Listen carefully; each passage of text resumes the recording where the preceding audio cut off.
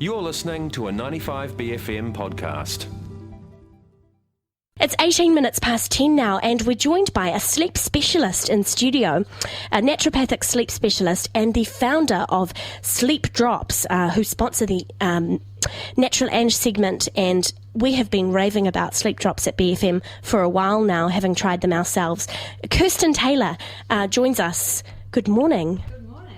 How are you today? I'm great, thank you. We're also talking about Stress Awareness Day, but I thought having the opportunity to have a sleep specialist up here in the studio, I'd ask you a few questions about sleep in general. Absolutely. Because I think it's a very common problem, either lack of sleep or lack of quality sleep.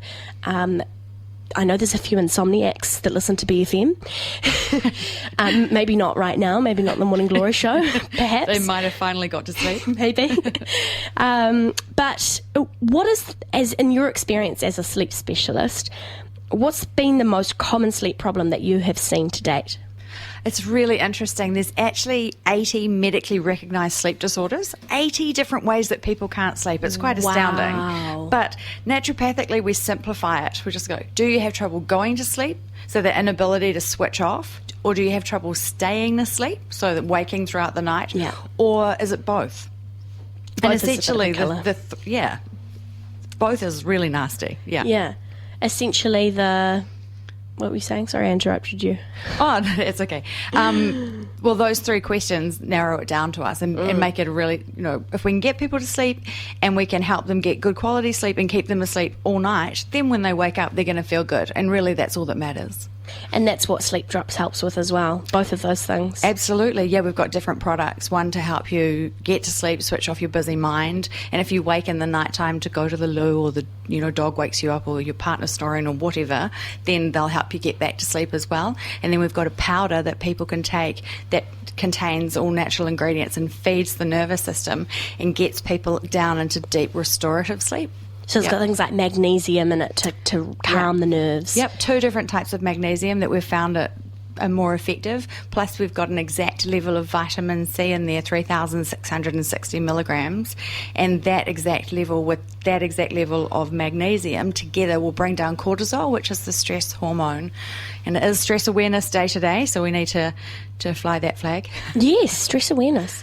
Do you think things are getting better or worse with the advent of modern technologies and lots of screens and bright lights everywhere? I think it's getting worse. Yeah, all the studies are really clear. We are, first of all, we had light bulbs and they altered our body clock and our day-night cycle.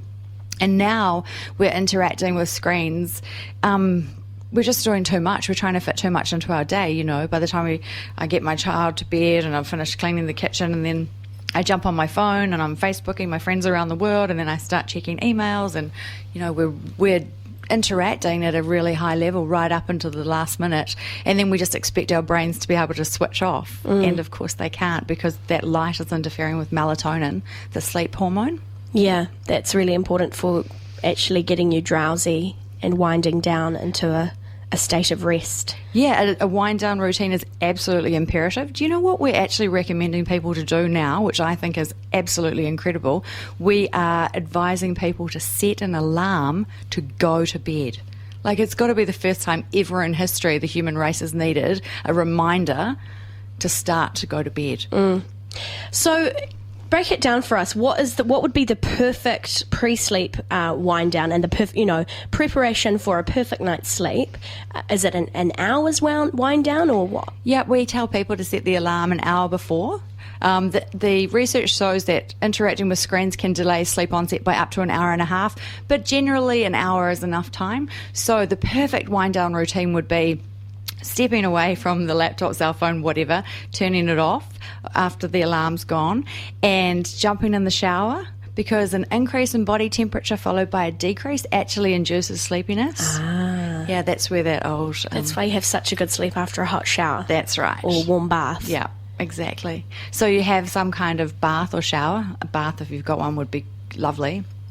And then I would recommend taking some nutritional formula. Obviously I take mine every night with the magnesium to calm and sedate my nervous system.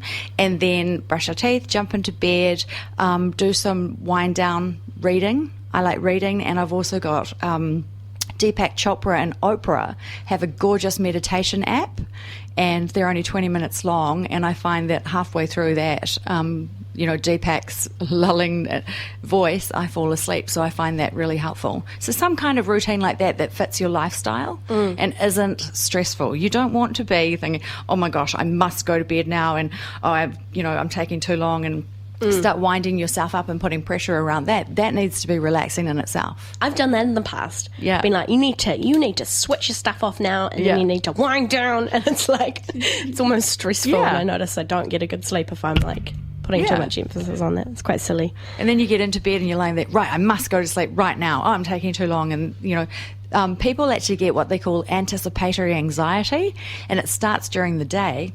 And they start to worry that they're not going to go to sleep at night. And, of course, that is counterproductive, yeah. Yeah, especially if you're really... What about when you're overtired? You haven't had enough sleep the night before, and then you've had a big day, and you're so tired, and then you can't sleep. Yeah, it's really, really common. Really, really common. That's one of the things that a lot of our customers ring and talk to us about. What can I do? And that's when we talk about deep breathing. You can actually calm your entire nervous system down and switch it from like stress or sympathetic dominance to relaxation or parasympathetic dominance just by breathing. You start off really slowly breathing in and out, and you start, your breath will go down to your chest, and then you gradually get it down to your belly. Your inhalation, and you start counting at that point.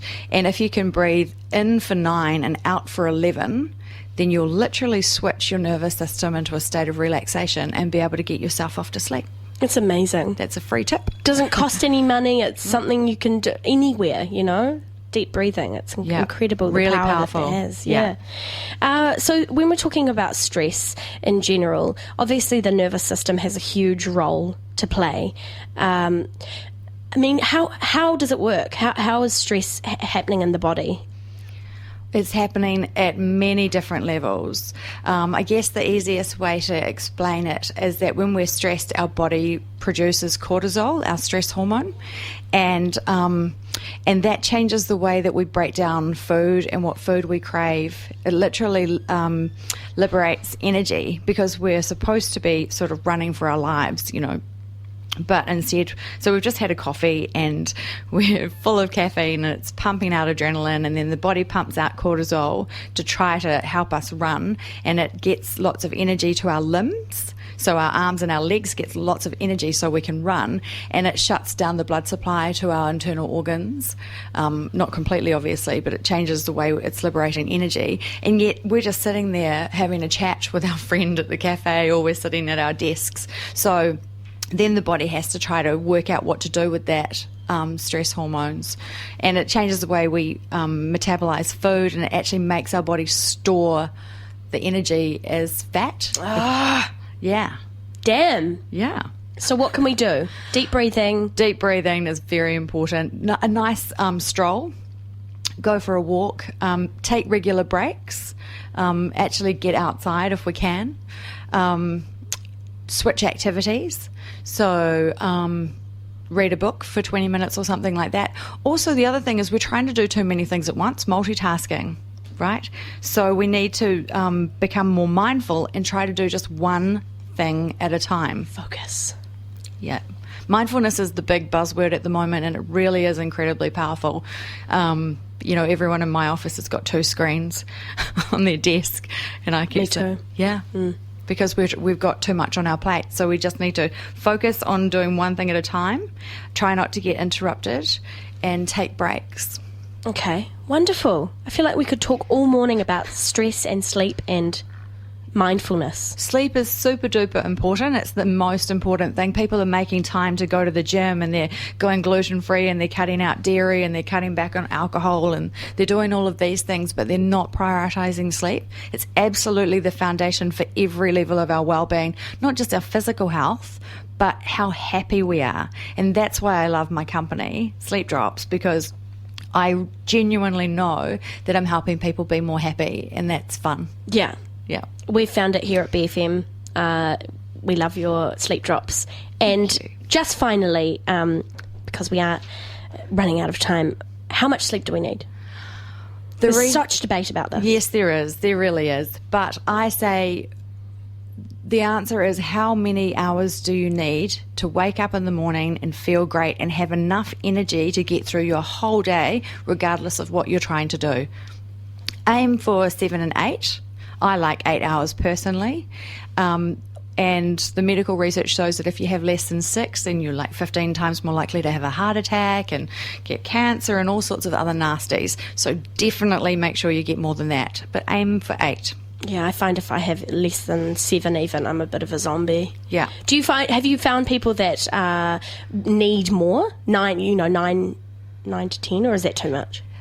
There is research that shows you can have too much sleep. Usually if a person's needing 10 hours sleep and they're not a teenager, then they've actually got some underlying medical condition that needs to be sorted out. So, look at your iron levels. And the other thing is, make sure you get copies of your test results from your doctor, and then Google optimal levels of or optimal results, because just because you're not in the disease parameters doesn't mean you're actually at the perfect level for you to feel great. Like for example, iron can cause insomnia, iron deficiency, right? Well, ferritin's our stored iron, and the bottom level of that is 20. The range is between 20 and 150. But if you're at 20, you feel terrible. You're exhausted, you can't sleep, you've got low immunity, your menstrual cycle gets mucked up. So actually the optimal level is about 70. So it's really important that people don't just fall for the, no, your results are fine, don't worry. Actually get a copy yourself and work out where you want to be so you feel great. It can change your life. Can do. Thank you so much, Kirsten Taylor, for joining us this morning. Thank you for having me. Very insightful. You've got some new things on the horizon for SleepDrops. Yes, absolutely. We're just developing a new product, which is really exciting. Yay. Stay tuned for that. We will see you soon. That is SleepDrops founder and naturopathic sleep specialist, Kirsten Taylor. Thank you very much. It is past. That was a 95 bFM podcast. To hear more,